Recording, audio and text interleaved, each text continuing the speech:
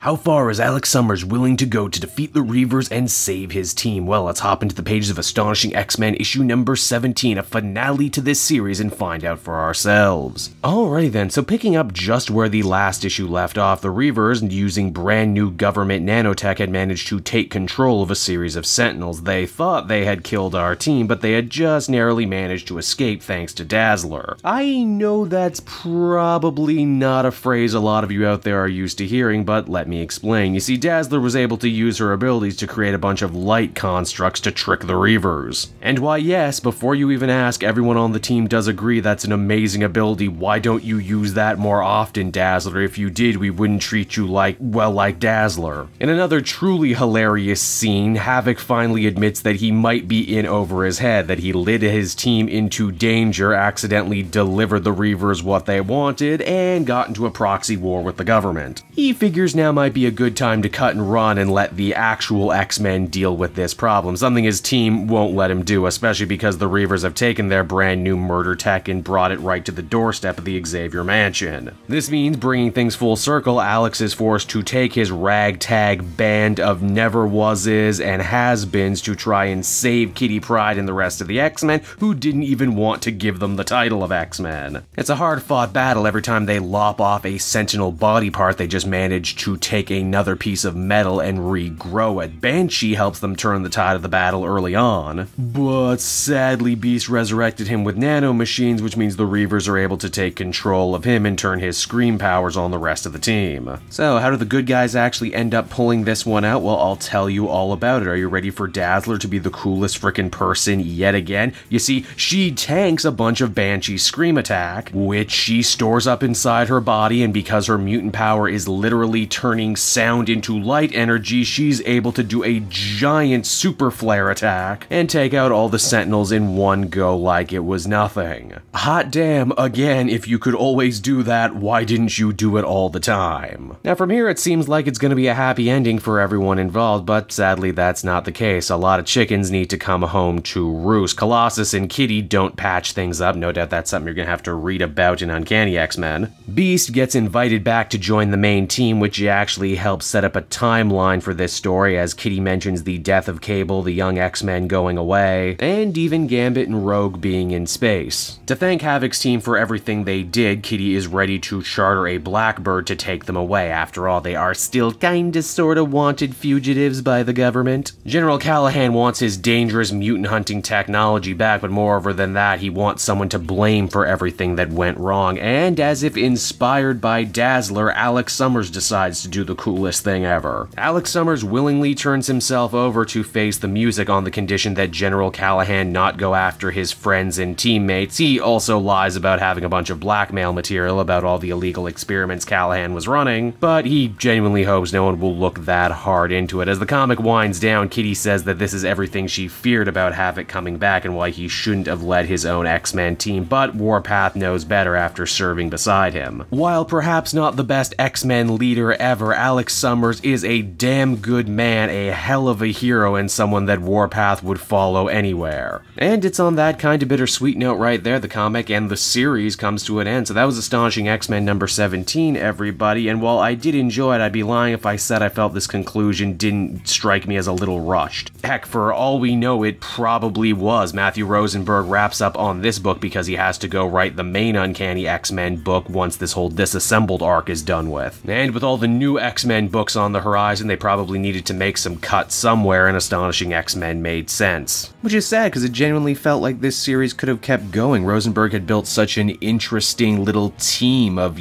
outcast heroes with interesting dynamics. I'm a big fan of the heroes trying to rebuild their reputation as a subgenre of comics, and this one did it great. I think once before I called it the Secret Six of X-Men books, and I stand by it. And while I did enjoy this final issue, I wouldn't say it was the best one that the series has done overall, which is why I can really only give it a 7.5 out of 10. But hey, it's the X-Men book that made me want to read X-Men again, so I guess it did a pretty good job.